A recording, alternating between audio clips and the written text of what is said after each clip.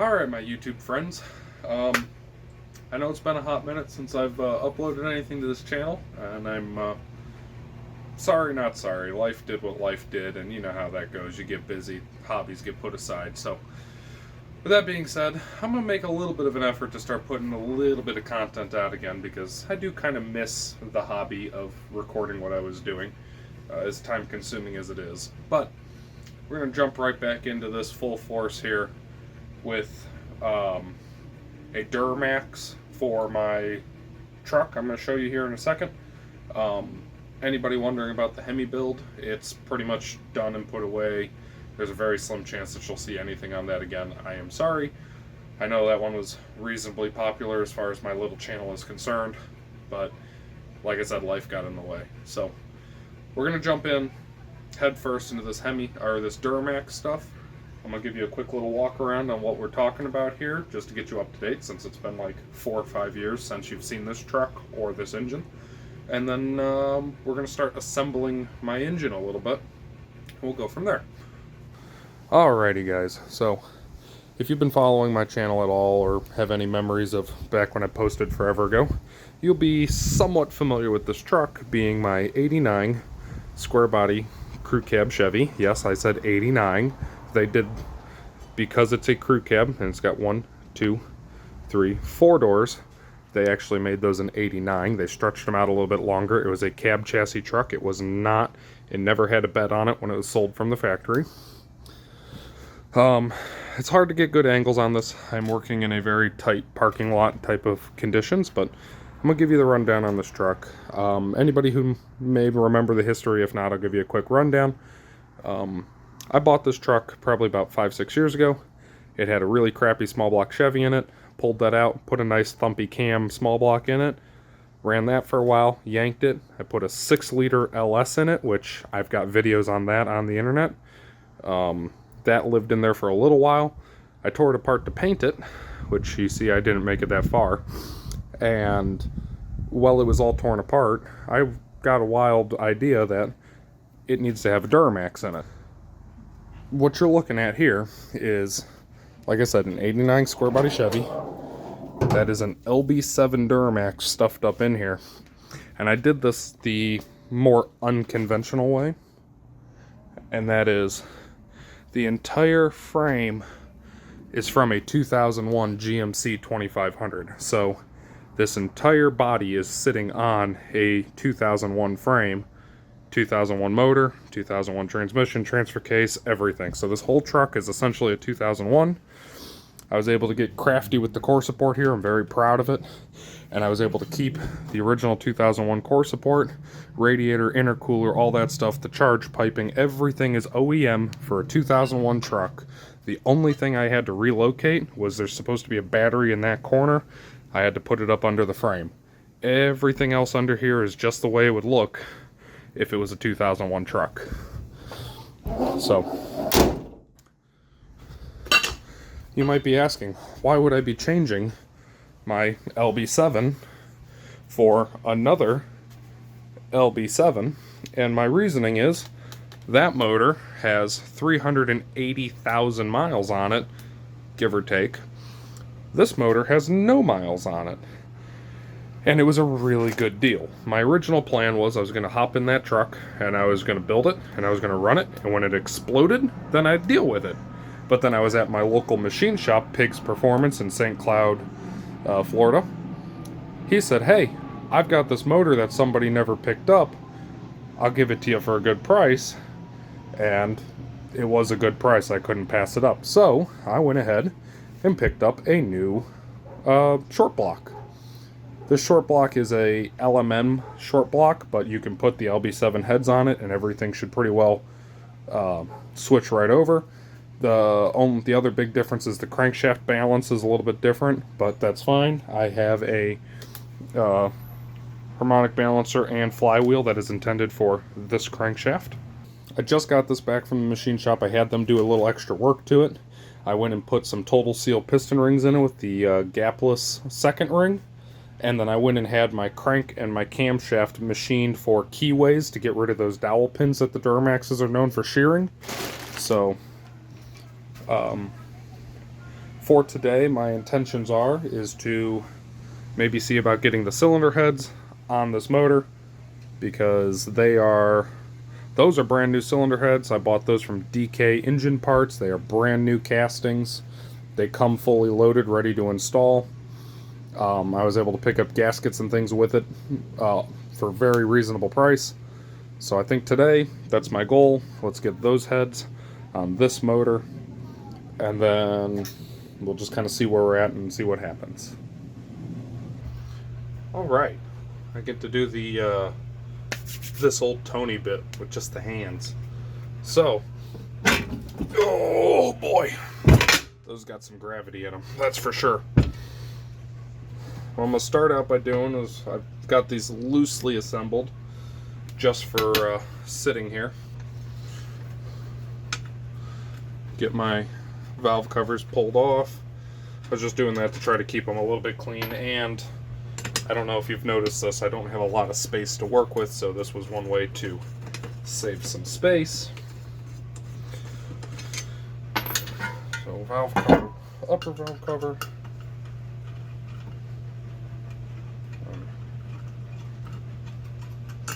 lower valve cover,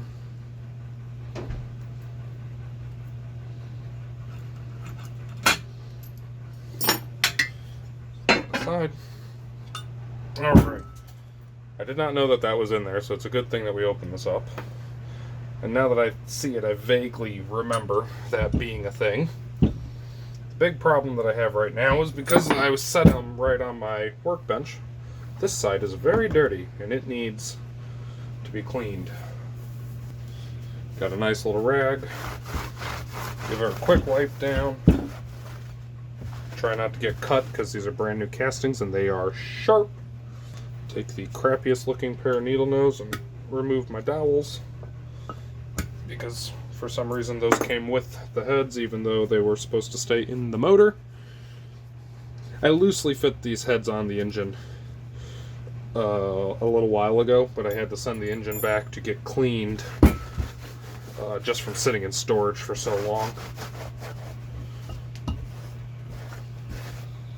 So just going to go through here. I've got clean out that hole, just go over everything, make sure there's no contaminants sitting anywhere on any of this, no grit, no debris.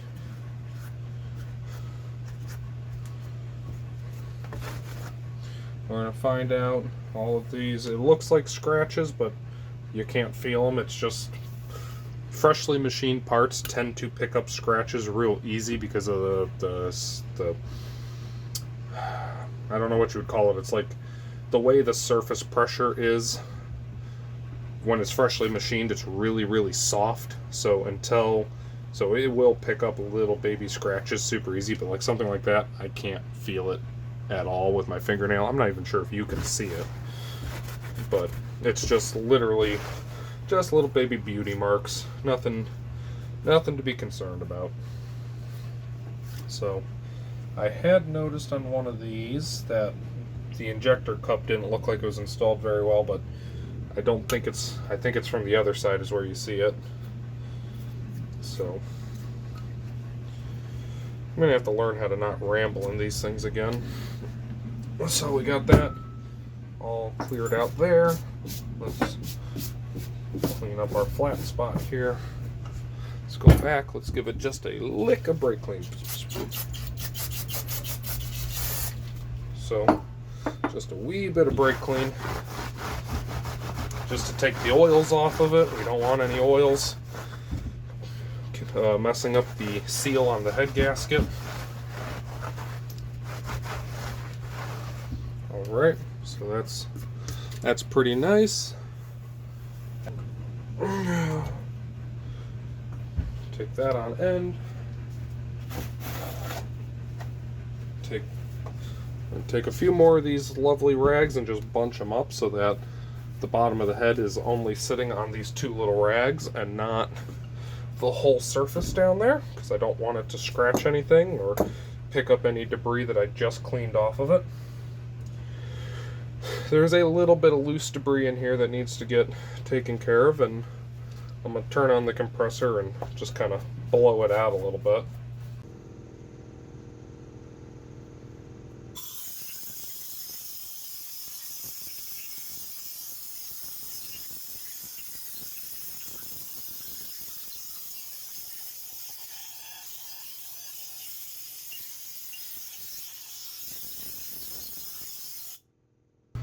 Okay, so I went over it, I blew it off.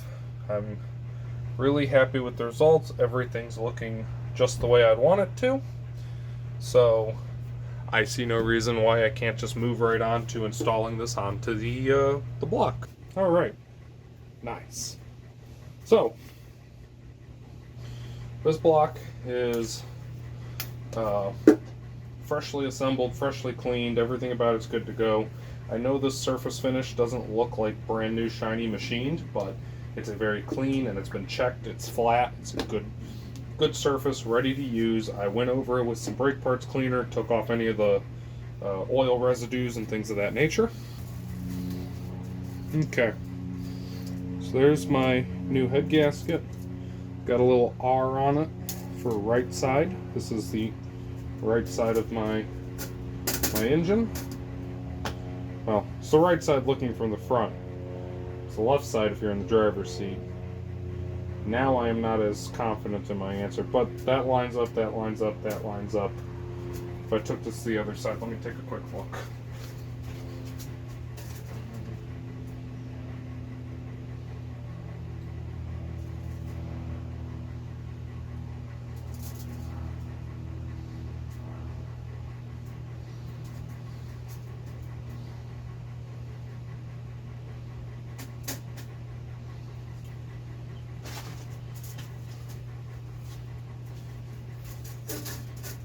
Okay, my confidence level on that one dropped dramatically.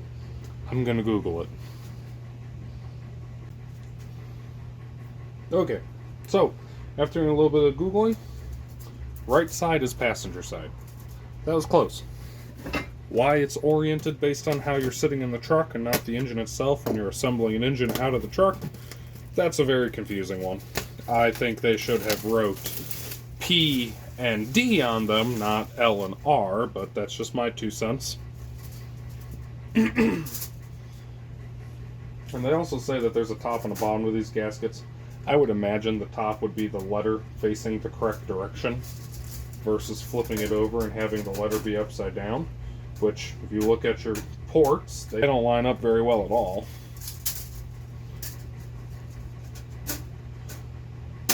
So that is the way that goes. So we got our head gasket in position. Oh, those are heavy. I have head studs, and we're going to look up the installation procedure for these studs and see how they want me to put them in and go from there. Here we go. These are DK engine parts studs. They were a very good price, and honestly, everything coming from DK I'm pretty satisfied with so far, so I'm pretty happy overall with them. I had gone from not knowing them at all to spending $2 grand on their website, and I'm satisfied with what I've purchased. I would say, as of right now, don't be scared of them if you're in my position. So I'm going to pull this back off because it sounds like I got to do a little bit of poking around a little bit before they're ready to install. These are pretty. These are very pretty. Come with these little protectors on each and every one of them. That's cool. So, I thought this was like a torque lube. Apparently it's a sealant.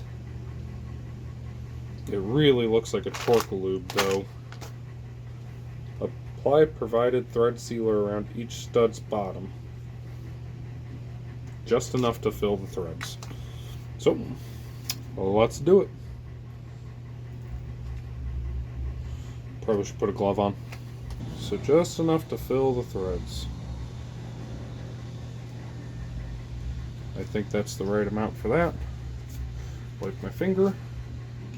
Let's put it in. They say put it hand tight until they bottom out. So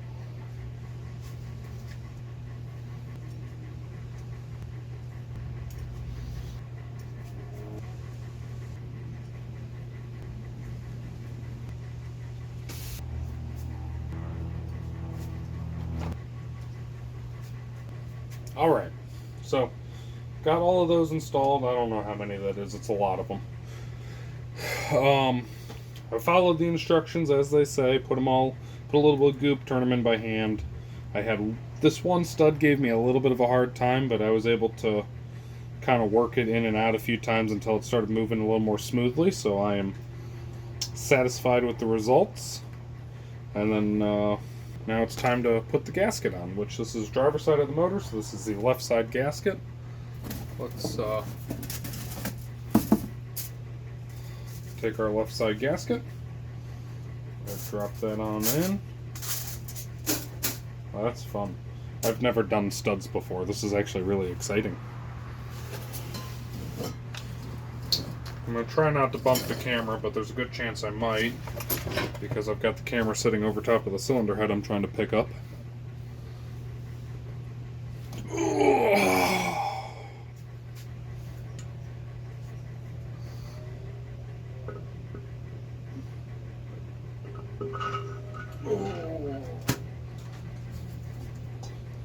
Alright, so far so good. Everything's looking the way it should be. Okay, so now that I've got the head on, all the bolts in place, everything looks good. Now it's time to start doing nuts and washers. So I'm putting all of my washers down and then following it by putting a little dab of goop on top. 1, 2.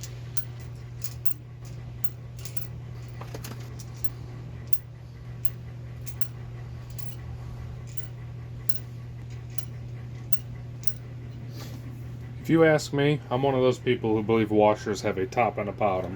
And if you don't know what I'm talking about, grab a washer and you'll see how, because of the way that they're stamped, you have a sharp side and a round side. I think round side is top. I'm going to take this lovely little paintbrush, put a little bit of that stuff on each one of these studs, just the way it wants, because it's a lot easier to do with the paintbrush than it is to do by squeezing the tube onto there.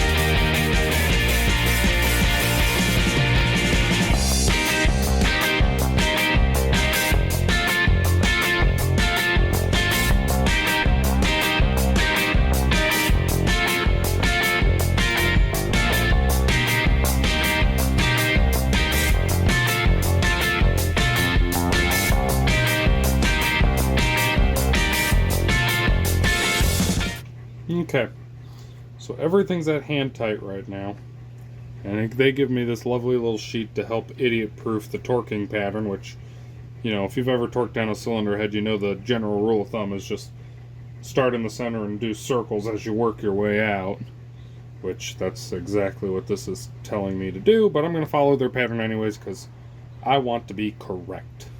And it also tells me the torque pattern here. So these ones across the top don't get touched until everything else is torqued all the way to full spec, which that makes sense. That's also how you do it in the LS's. So I'm going to go ahead and grab my torque wrench, get everything set up, and I'm going to follow my way through this pattern, and we'll go from there.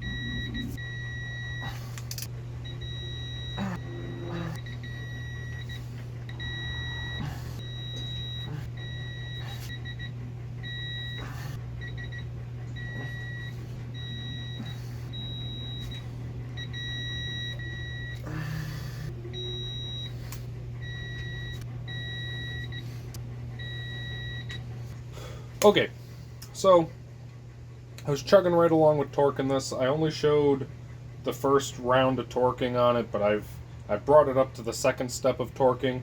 But unfortunately, to do step 3 at 125 foot-pounds, I need a different torque wrench. My digital one isn't capable of going that high, and then my old style clicky wrench doesn't seem to be calibrated right, despite storing it with the spring wound off. It doesn't even seem like it's remotely close to where it's supposed to be. So I ordered a new torque wrench that'll be here tomorrow, so I won't be able to finish this side today.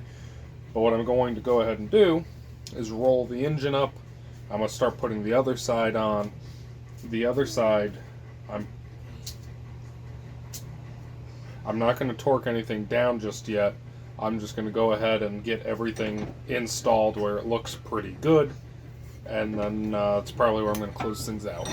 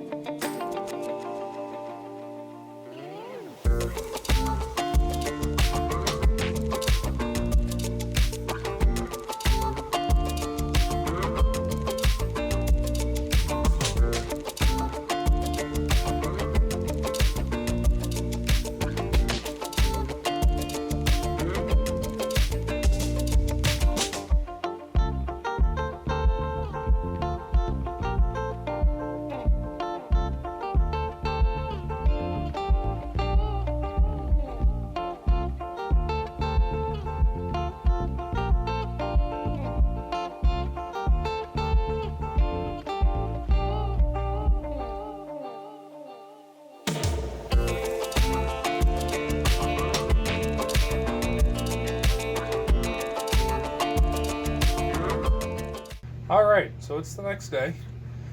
Got my brand new AC Delco torque wrench adapter deal. I like these digital ones because I trust them to stay in calibration a lot better than the spring-loaded ones. So now that we got this in, we can finish doing our torque down on all of these head studs.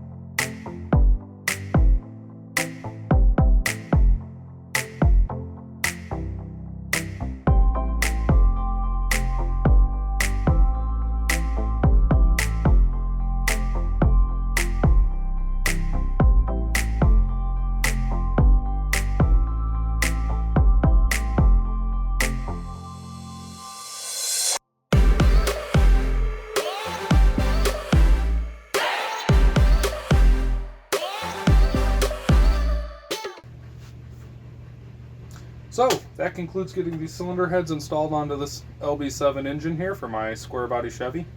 That's probably the most progress we're going to make for a little while here, as we're running out of time in this video, and I've kind of run out of parts that I can put on it right now anyways. I need to order some more stuff. I've got a lot of stuff. I just don't have a lot of stuff I can put on in order. Like, I've got an oil pan, I got a timing cover, but I don't have an oil pump or a pickup tube, so, you know, can't exactly put the pan on yet, or the timing cover.